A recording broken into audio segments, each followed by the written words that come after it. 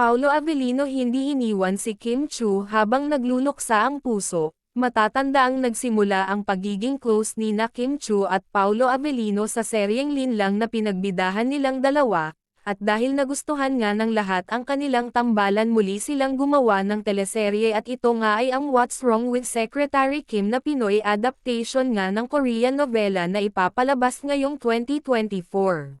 At dahil nga nagluluksa ang puso ni Kim Chiu sa paghihiwalay nila ng kanyang longtime boyfriend na si Sian Lim, hindi magawa ni Paolo na pabayaan ito.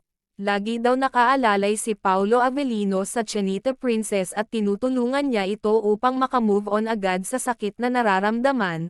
Aniya, nandito lang ako para sa iyo, hindi kita iiwan. Matatanda ang kumalat din ang balita ng pag-amin ng aktor na crush niya si Kim noon pa.